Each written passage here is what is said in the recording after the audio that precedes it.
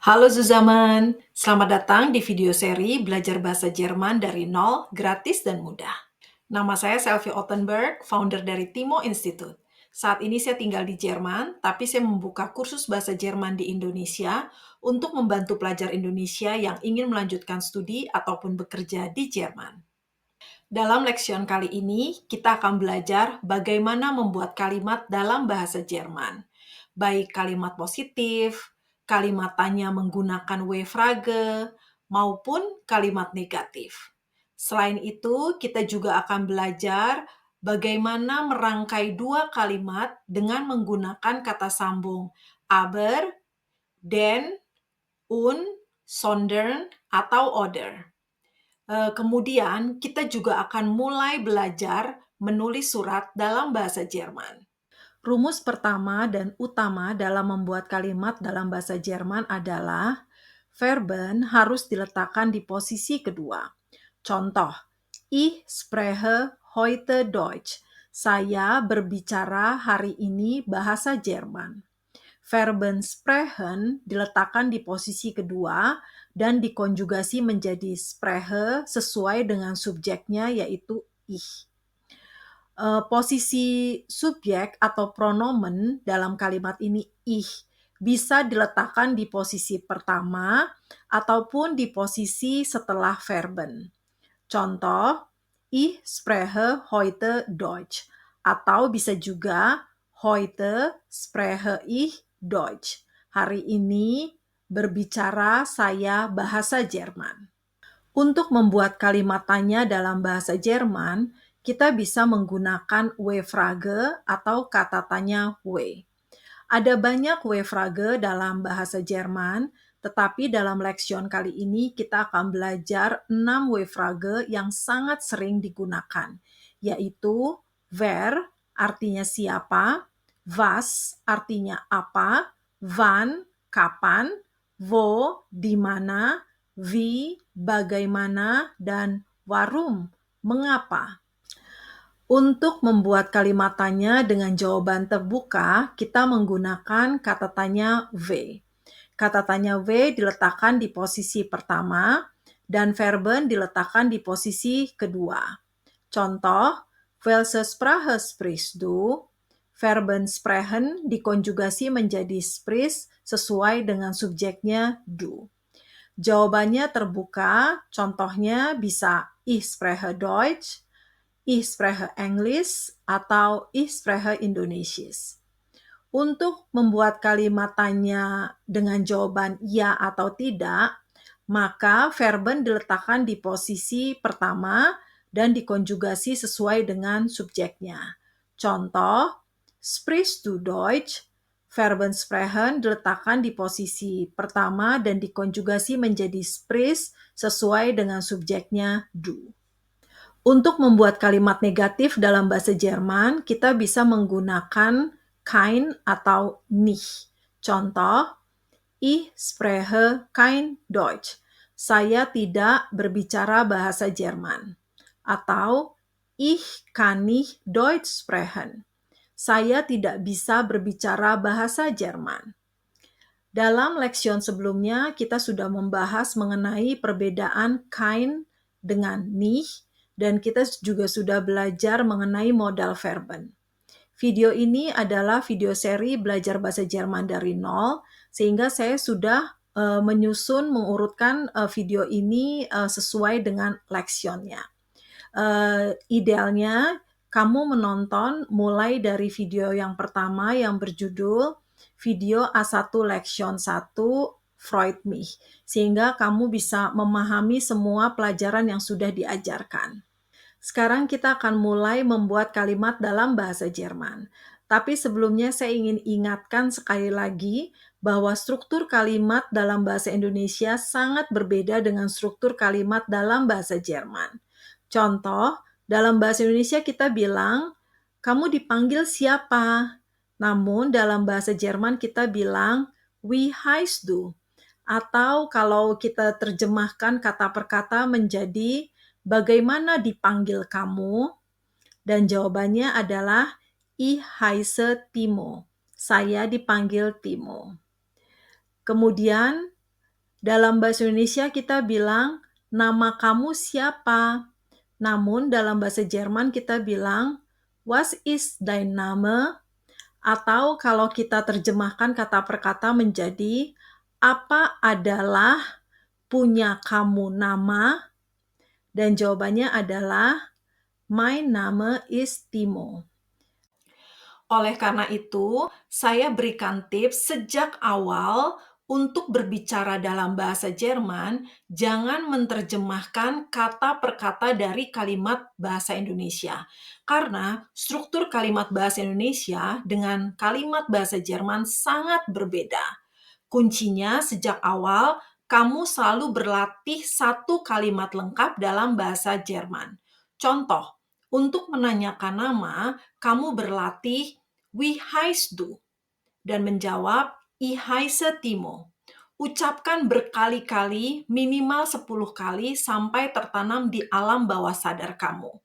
Wie heißt du? Ich heiße Timo. Wie heißt du? Ich heiße Timo. Wie heißt du? Ich heiße Timo. Ucapkan berkali-kali sampai tertanam di alam bawah sadar kamu. Sehingga suatu saat nanti, jika kamu bertemu dengan orang Jerman dan ingin berkenalan, otomatis kamu bisa bertanya, Wie heißt du? Dan jika ditanya nama, kamu juga bisa otomatis menjawab, Ich heiße Timo, tanpa perlu berpikir dalam bahasa Indonesia dan kemudian mencoba menerjemahkannya kata per kata ke dalam bahasa Jerman yang kemungkinan besar pasti akan terdengar aneh. Contoh yang kedua, dalam bahasa Indonesia kita bertanya, berapa umurmu? Namun dalam bahasa Jerman kita bertanya, wie alt bist du? Atau kalau kita terjemahkan kata per kata menjadi, bagaimana umur adalah kamu? Dan jawabannya, ich bin 20 Jahre alt. Saya berusia 20 tahun. Oh iya, dalam leksion sebelumnya kita sudah belajar bagaimana berhitung dari 1 sampai 1000, sehingga jika kamu belum menguasai berhitung dalam bahasa Jerman, silakan cek di video leksion sebelumnya. Contoh berikutnya yaitu, woher kommst du? Dari mana kamu berasal? Kata tanya woher diletakkan di posisi pertama, verben kommen diletakkan di posisi kedua dan dikonjugasi menjadi kommst sesuai dengan subjeknya du. Dan jawabannya, ich komme aus Indonesien. Saya datang dari Indonesia. Verben kommen diletakkan di posisi kedua dan dikonjugasi menjadi komme sesuai dengan subjeknya ich. Wo wohnst du? Kamu tinggal di mana? Verben wohnen diletakkan di posisi kedua dan dikonjugasi menjadi wohns sesuai dengan subjeknya du. Dan jawabannya, ich wohne in Jakarta. Saya tinggal di Jakarta. Verben wohnen diletakkan di posisi kedua dan dikonjugasi menjadi wohne sesuai dengan subjeknya ich. Welche Sprache sprichst du? Verben sprechen diletakkan di posisi kedua dan dikonjugasi menjadi sprich sesuai dengan subjeknya du. Oh ya, saya ingin ingatkan bahwa posisi kedua bukan berarti huruf kedua. Karena dalam contoh kalimat ini, Welche Sprache merupakan satu kesatuan W-Frage dan diletakkan di posisi pertama. Jawabannya adalah Ich spreche Indonesisch, Englisch und Deutsch. Saya berbicara bahasa Indonesia, bahasa Inggris, dan bahasa Jerman. Verben sprechen diletakkan di posisi kedua dan dikonjugasi menjadi spreche sesuai dengan subjeknya ich. Was bist du von Beruf? Apa profesi kamu? Jawabannya bisa Ich bin Schüler, saya siswa. Ich bin Schülerin, saya siswi. Ich bin Hausfrau, saya ibu rumah tangga. Ich bin Lehrerin, saya guru. Atau ich bin Fahrer, saya supir. Was ist dein Hobby? Apakah hobi kamu? Verben sein diletakkan di posisi kedua dan dikonjugasi menjadi is sesuai dengan subjeknya dein Hobby. Jawabannya adalah mein Hobby ist Bücher lesen. Hobiku adalah membaca buku. Verben sein diletakkan di posisi kedua dan dikonjugasi menjadi is sesuai dengan subjeknya mein Hobby. Oh ya, kita juga sudah belajar bentuk plural Bücher di leksion sebelumnya. Jika kamu masih belum paham mengenai bentuk plural, silakan lihat di video sebelumnya. Sekarang saya akan membaca semua kalimat yang baru saja kita pelajari. Mein Name ist Timo. Ich bin 20 Jahre alt. Ich komme aus Indonesien. Ich wohne in Jakarta. Ich spreche Indonesisch, Englisch und Deutsch. Ich bin Schüler. Mein Hobby ist Bücher lesen. Jika nanti kamu mengikuti ujian bahasa Jerman untuk mendapatkan sertifikat level A1, salah satu soal ujian yang harus kamu lakukan adalah memperkenalkan diri dalam bahasa Jerman. Kita baru saja belajar bagaimana membuat kalimat dan memperkenalkan diri dalam bahasa Jerman. Jadi sekarang giliran kamu memperkenalkan diri dalam bahasa Jerman menggunakan contoh kalimat yang sudah kita pelajari sebelumnya. Sekarang kita akan belajar menunjukkan arah dalam bahasa Jerman. Dalam leksion kali ini kita akan belajar 3 cara menunjukkan arah, yaitu links kiri, rechts kanan, geradeaus lurus. Contoh, Entschuldigung, wo ist der Supermarkt? Maaf, di mana supermarket? Jawabannya, gehen Sie geradeaus dan rechts. Da ist der Supermarkt. Silakan Anda lurus, kemudian kanan, di situ supermarketnya.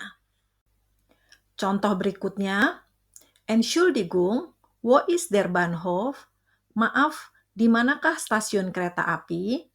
Berdasarkan informasi di peta, maka kita bisa menjawab, gehen Sie geradeaus, dan rechts, dan links. Da ist der Bahnhof. Silakan Anda lurus, kemudian kanan, dan kemudian kiri. Di situ stasiun kereta api. Nah, sekarang kita akan belajar merangkai 2 atau lebih kalimat dalam bahasa Jerman menggunakan kata sambung. Ada banyak kata sambung dalam bahasa Jerman, tetapi untuk leksion kali ini kita akan belajar 6 kata sambung yang sangat sering digunakan, yaitu aber, tetapi, den, karena, dan, sondern, melainkan, oder, atau yang sering dikenal dengan aduso. Kata sambung yang termasuk dalam aduso merupakan kategori yang pertama, yang penggunaannya tidak akan merubah struktur kalimat sebelum atau sesudah kata sambung tersebut. Di level yang lebih tinggi, kita akan belajar di mana penggunaan beberapa kata sambung tertentu akan merubah struktur kalimat, baik kalimat yang sebelum ataupun yang sesudah. Tetapi untuk kata sambung yang termasuk dalam aduso, penggunaannya cukup mudah karena tidak merubah struktur kalimat, baik kalimat yang pertama maupun kalimat yang kedua. Sekarang kita perhatikan contoh di layar. Ada 2 kalimat dan menggunakan kata sambung aber. Kalimat yang pertama, es werde dunkel. Sebentar lagi akan gelap. Kalimat yang kedua, wir machen kein Licht. Kami tidak menyalakan lampu. Kita ingin merangkai 2 kalimat ini menjadi satu kalimat yang lebih terdengar lebih elegan dengan menggunakan kata sambung aber. Sebentar lagi akan gelap, tetapi kami tidak menyalakan lampu. Es werde dunkel, aber wir machen kein Licht. Biasanya kita menggunakan kata sambung aber jika kalimat pertama dan kalimat kedua merupakan situasi yang bertentangan. Contoh berikutnya, Wir bleiben zu Hause. Kami tinggal di rumah. Denn das Wetter ist schlecht. Karena cuaca buruk.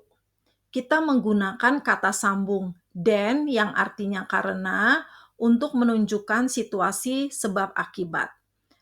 Kami tinggal di rumah dan karena cuaca buruk.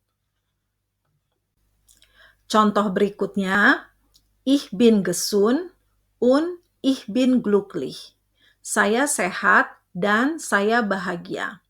Kita menggunakan kata sambung "und" jika situasi di kalimat pertama dan situasi di kalimat kedua sama-sama positif atau sama-sama negatif.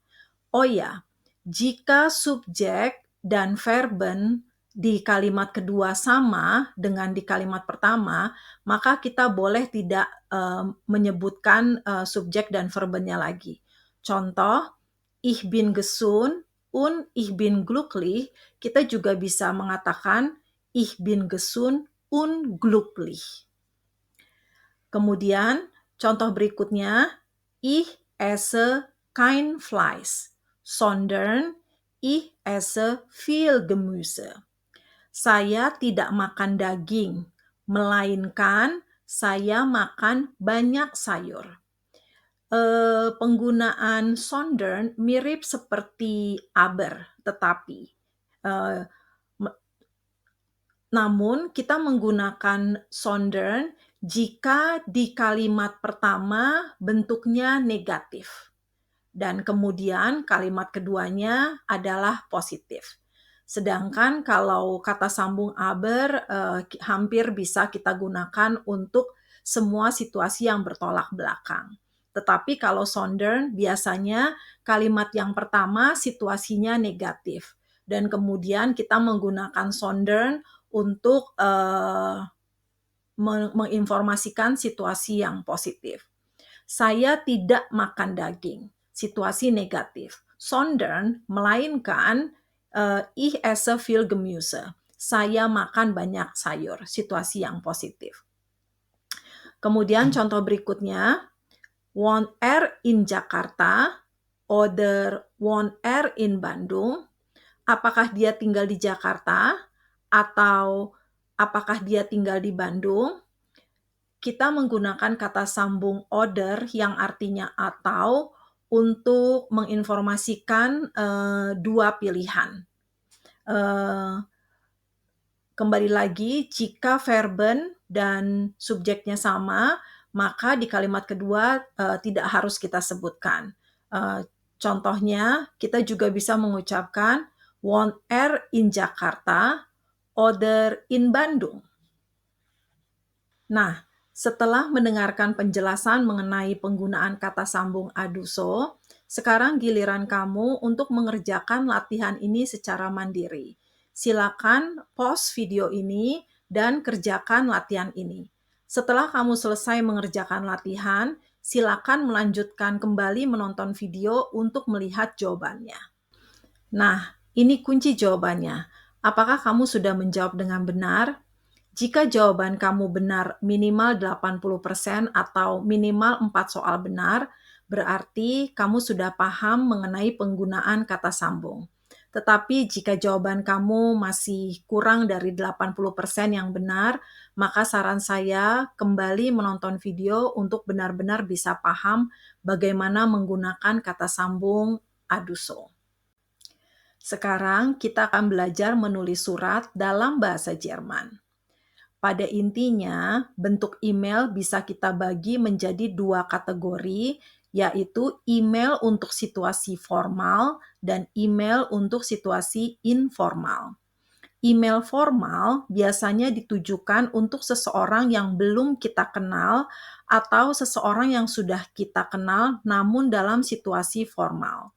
Kita menggunakan sapaan si atau Anda.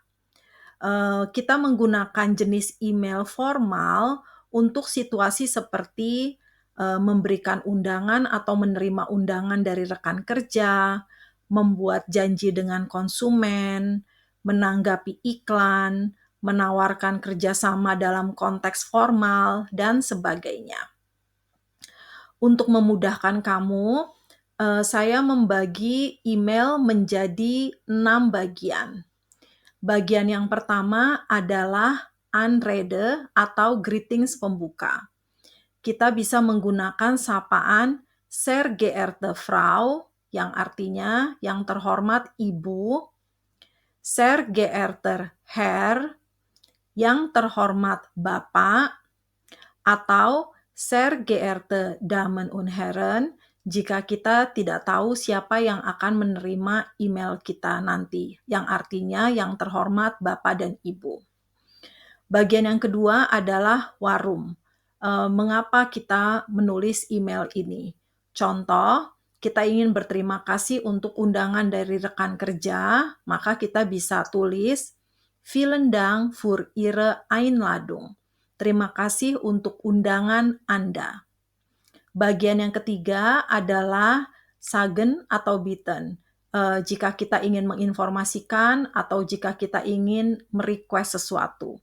Kita bisa menggunakan verben möchte yang artinya ingin, atau ich mache atau ich habe. Bagian yang keempat adalah fragen. Jika kita ingin menanyakan sesuatu, kita bisa menggunakan W-Frage, kata tanya seperti was, wo, wann, wie, dan juga kita bisa menggunakan modal verben seperti darf ich, bolehkah saya, kann ich, bisakah saya. Kita sudah belajar mengenai W-Frage dan modal verben. Silakan tonton lagi videonya supaya kamu betul-betul paham bagaimana menggunakan W-Frage dan modal verben. Bagian yang kelima adalah Grußformel, yaitu greetings penutup. Kita bisa menggunakan frase Ich warte auf Ihre Antwort. Saya menunggu jawaban Anda. Herzliche Grüße atau mit freundliche Grüße, yang artinya ya dengan hormat. Dan bagian yang terakhir adalah Unterschrift, yang artinya tanda tangan, disertai dengan nama lengkap, nama depan dan nama keluarga kamu. Bentuk email informal kita gunakan dalam situasi informal. Email informal biasanya ditujukan ke teman atau seseorang yang sudah kita kenal akrab. Kita akan menggunakan format sapaan du atau kamu. Sama seperti email formal, maka untuk email informal saya sudah bagi menjadi 6 bagian. Bagian yang pertama adalah Anrede atau greetings pembuka. Kita bisa menggunakan kata liebe untuk perempuan atau lieber untuk laki-laki. Contohnya liebe Anna atau lieber Daniel. Atau kita juga bisa menggunakan halo. Bagian kedua, warum, mengapa kita menulis email tersebut. Misalnya kita ingin mengucapkan terima kasih, maka kita bisa menggunakan frase Vielen Dank für deine Einladung. Hati-hati, untuk possessive pronomen du adalah deine. Untuk possessive pronomen si atau Anda adalah ihre. Ya, jadi kita harus konsisten. Jika kita menulis email formal, maka sapaannya adalah si dan ihre Einladung, tetapi untuk email informal kita menggunakan sapaan du, kamu, dan possessive pronomen untuk du adalah deine, undangan dari kamu, deine Einladung. Bagian ketiga adalah sagen atau bitten untuk menginformasikan atau merequest sesuatu. Kamu bisa menggunakan verben ich möchte, I would like, saya ingin, ich mache, ich habe, saya punya. Dan bagian keempat, fragen, jika kamu ingin bertanya, kamu bisa menggunakan kata tanya W-Frage seperti was, wann, wie, atau modal verben darf ich, bolehkah saya, kann ich, bisakah saya. Bagian kelima adalah Grußformel atau greetings penutup. kamu bisa menggunakan frase "Ich warte auf deine Antwort." Saya menunggu jawaban dari kamu. Atau kamu juga bisa menggunakan frase "Bis bald", sampai nanti, "Viele Grüße", "Liebe Grüße". Dan yang terakhir, bagian keenam adalah Unterschrift atau tanda tangan. Di sini kamu hanya menuliskan nama depan saja, misalnya Timo. Bedanya dengan email formal, kamu di bagian terakhir menuliskan nama lengkap, tetapi untuk email informal, kamu cukup menuliskan nama depan saja. Sekarang kita akan lihat contoh membuat email dalam slide berikutnya. Berikut adalah salah satu contoh soal schreiben atau menulis dalam ujian untuk mendapatkan sertifikat level A1. Sie möchten im August Dresden besuchen. Anda ingin mengunjungi Dresden di bulan Agustus. Schreiben Sie an die Touristeninformation. Tulis email ke bagian informasi turis. Warum schreiben Sie? Mengapa Anda menulis email? Bitten Sie Informationen über Kulturprogramm, zum Beispiel Filme, Museen, und so weiter. Request informasi tentang program budaya, misalnya film, museum, dan sebagainya. Fragen Sie Hoteladressen. Bertanya tentang hotel, alamat hotel. Achtung, hati-hati. Schreiben Sie zu jedem Punkt 1 bis 2 Sätze auf den Antwortbogen, circa 40 Wörter. Tuliskan untuk setiap poin 1 sampai 2 kalimat di lembar jawaban, total sekitar 40 kata. Schreiben Sie auch eine Anrede und einen Gruß. Jangan lupa menuliskan greetings pembuka dan greetings penutup. Dari soal ini kita diminta untuk menuliskan email. Di dalam email harus termasuk mengapa kita menulis email, kemudian kita harus meminta informasi mengenai program budaya di Dresden, dan juga bertanya alamat hotel. Sekitar total 40 kata. Baik, sekarang kita berlatih bagaimana menjawab email ini. Setelah kita membaca soal ujian menulis, pertama-tama yang harus kita lakukan adalah kita harus menentukan apakah email yang akan kita tulis bentuknya formal atau informal.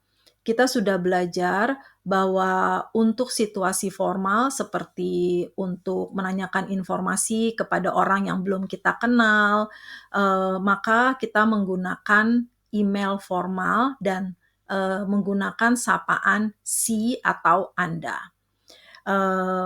Untuk greetings pembuka, karena kita belum tahu pasti siapa yang akan menerima email kita, maka kita bisa menulis Sehr geehrte Damen und Herren, yang terhormat Bapak atau Ibu. Untuk poin yang pertama, warum, mengapa kita menulis email, maka kita bisa menulis Ich heiße Timo. Ich möchte im August nach Dresden fahren. Nama saya Timo, saya ingin mengunjungi Dresden di bulan Agustus. Untuk poin yang kedua, menginformasikan atau merequest, kita bisa tulis Ich möchte eine Information und Empfehlungen für meine Reise. Saya ingin informasi dan rekomendasi untuk perjalanan saya. Untuk poin yang ketiga, bertanya, kita bisa menulis Gibt es ein Kulturprogramm in Dresden? Apakah ada program budaya di Dresden? Welche anderen Sehenswürdigkeiten würden Sie mir empfehlen? Aktivitas apa yang Anda rekomendasikan? Und kann ich Hoteladressen wissen? Dan bisakah saya meminta alamat hotel? Kemudian untuk greetings penutup, kita bisa menggunakan kalimat Ich warte auf Ihre Antwort. Viele Grüße. Saya menunggu jawaban Anda. Dan ditutup dengan Unterschrift, nama lengkap, yaitu nama depan dan nama keluarga. Nah, sekarang giliran kamu untuk menulis email dalam bahasa Jerman. Kamu bisa pause video ini untuk kamu membaca soal dengan perlahan sampai kamu betul-betul paham. Dan setelah kamu selesai mengerjakan surat, maka kamu bisa melanjutkan video untuk melihat kunci jawabannya. Setelah kamu selesai membaca soal, hal pertama yang harus kamu putuskan adalah apakah email yang kamu tulis nanti bentuknya formal atau informal. Kalau kita lihat di soal, Timo dan Ana merupakan teman akrab. Sehingga untuk teman akrab, untuk situasi teman akrab, maka bentuk emailnya adalah informal dan menggunakan sapaan "du". Nah, ini adalah contoh salah satu jawabannya. Jangan berkecil hati jika sekarang kamu masih merasa sangat sulit untuk menulis surat dalam bahasa Jerman. Saya sudah memberikan beberapa contoh soal lagi untuk menulis surat dalam bahasa Jerman. Linknya bisa kamu download di kolom deskripsi. Seperti pepatah dalam bahasa Jerman, Übung macht den Meister. Semakin banyak, semakin sering kamu berlatih, maka kamu akan semakin mahir dalam menulis surat dalam bahasa Jerman. Baik, sekian pelajaran kita pada leksion kali ini. Semua materi latihan beserta kunci jawabannya bisa kamu download, link ada di kolom deskripsi. Dan jika kamu ingin melanjutkan pelajaran, silakan klik video yang berjudul Video A1 Lektion 6 Wir haben eine Party gemacht. Tschüss, bis bald!